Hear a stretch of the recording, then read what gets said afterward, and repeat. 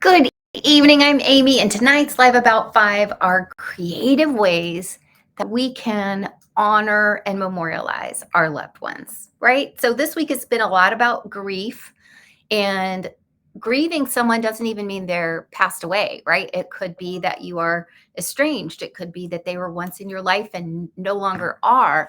But grieving means that you've lost something, right? That there was something in your life that meant a lot to you that now isn't there. So, how can you remember that in a way that's not always going to just shatter you?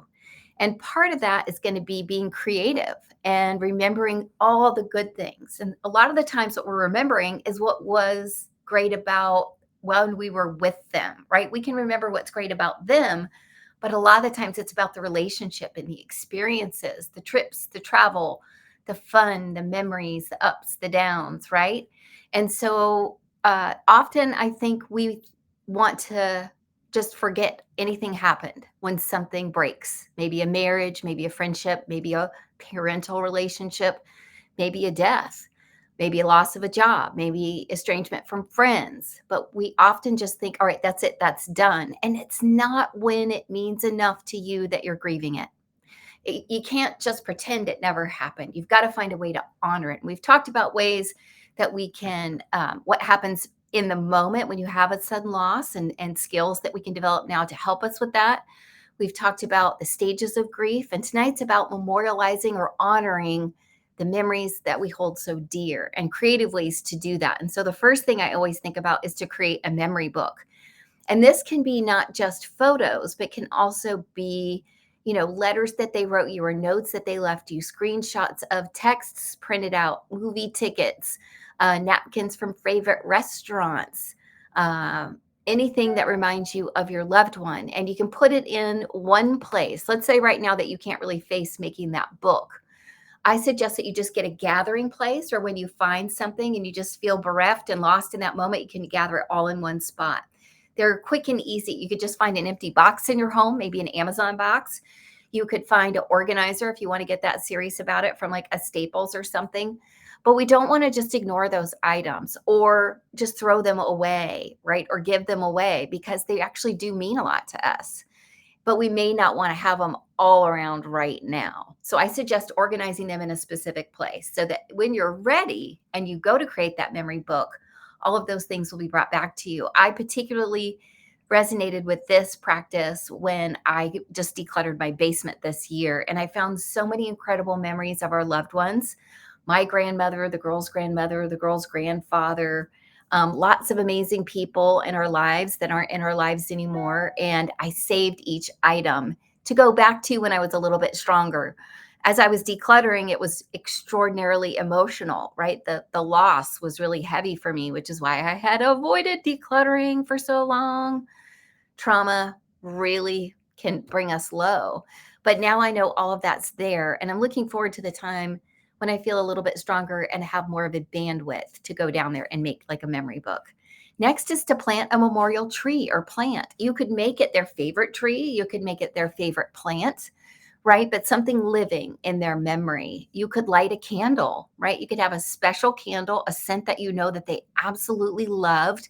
There are safe candles. It's not my number one go to. I prefer diffusers for my lung health, especially these days. But a candle would be a great way to have a significant reminder. What I do is I have the electronic candles. They look so real these days, you guys. And then I diffuse along with it. Then you could create maybe a song list or a playlist in their memory. And sometimes maybe we just put that on and we are joyful in our memories and we have a good dance and we have a great day and we can clean to it or run our errands to it. And sometimes we put it on and we just cry, right? Maybe we look through the book, but we've got to let those emotions out. A playlist is so perfect for certain people. You're going to know who those are. They're people in your lives that truly loved music, right? That had a taste for it, that had a certain style of it. I have somebody in my life who was very special, who's no longer in my life, who loved certain music. And so often I'll listen to that and I'll remember them fondly. You could make a favorite recipe of theirs. This is a big one for me. Cooking in honor of people that I love. My grandmother Daddle had the best sawmill gravy recipe. And while it's not something that I choose to eat all the time, said the person who's all about taking control of your health, it is certainly something that when I make, I think of her. And she made scratch biscuits, which I had to teach myself to make. So I make scratch biscuits and sawmill gravy. And I remember my grandmother and my grandfather dowdle, and it means a lot to me. The other thing you could do with a special recipe, I have some of these from Mimi. They would write recipes on a card, and you could actually get that put on a tea towel or a cutting board to even be a more special memento that was maybe more accessible. You could also create art in their honor, right? You could do something that expresses your skills. Maybe you're a painter or you work with clay or you are a great scrapbooker, right? Do something that brings out your skills. And as you create that art, it's really going to help you process what you're managing with that loss. So, what are your ideas for creative ways to remember those that we've lost? I think it's important to start establishing those traditions now, right? We have joyful traditions, like we have a birthday hat. Every time somebody has a birthday, they put on the birthday hat and it plays happy birthday. Friends of ours have a great birthday tradition where they make certain pancakes the birthday morning for every child. What are your traditions that are joyful now that you might want to continue when your life shifts and changes? The most important theme of the week here as we start to round out and we move towards Friday is that loss is inevitable for all of us. We're seeing some massive loss in the world now, which is what prompted this week of looking at grief. But the bottom line is there's macro loss that's like across the world that we feel, again, for all the innocent Palestinians and for all of my Jewish friends, I am sending you so much support. I cannot imagine that our world is where it is today. And I am your ally. I stand with you. And I just give you all of my support and sympathy and love and respect. That's more a macro thing, right? But when I'm talking to a friend of mine who's experiencing loss or a friend of mine who's Jewish right now and really struggling in this world environment, that's kind of micro and really personal.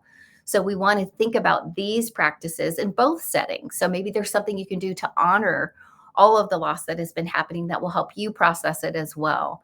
Because we've become a little bit trauma weary, I believe, especially in the United States. If you're watching this from another country, I'm sure you've heard we had yet another mass shooting yesterday in our country, one of the largest in our history. And we can't become desensitized to this. It's really critical that whether it's a loss of our sense of security, a loss of our sense of joy with a friendship or with a job or with a family member or the death of a loved one, that we realize the losses that we continue to take.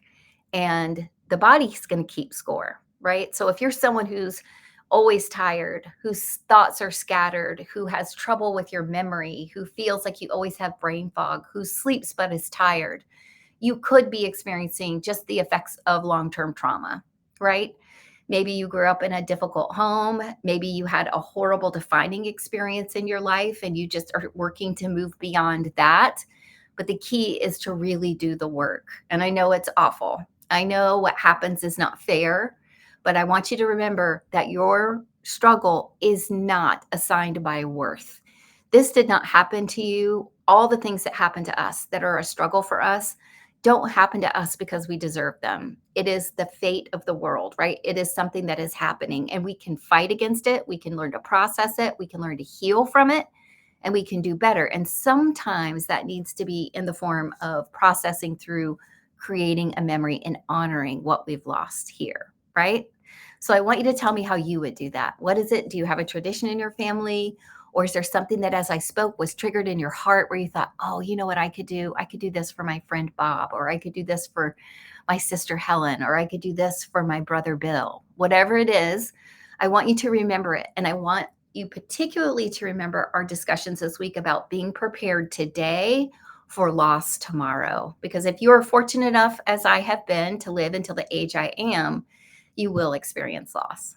And I have begun that stage in my life where I'm experiencing more and more all the time. And so if you're experiencing loss right now, I want you to know you're not alone. There are lots of things you can do. You can go back this week and look at all the Live About Fives or the short reels that I do for those that like quick and easy, and know that there are a lot of people who will stand with you, that there's a lot of help out there, and that grief is part of life only because we really loved these people that we are no longer getting to spend time with. If we didn't care, we wouldn't grieve. So I want you to focus on the joy of caring.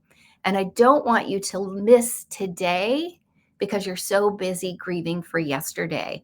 I spoke a lot around my birthday about how birthdays are complicated when our lives are not the way we wish they were, where we're missing loved ones in those celebrations. But I promised that I would not take for granted the days that I have been given and waste them in sorrow. I carry sorrow with me every day, and I bet you do too. But I'm not going to then miss the joy. I'm not going to miss how cute Charlie was with this sweater this morning, or how delicious my lunch was from a local food truck, or that I'm healthy enough to go walk, even if it gets me out of breath right now, right?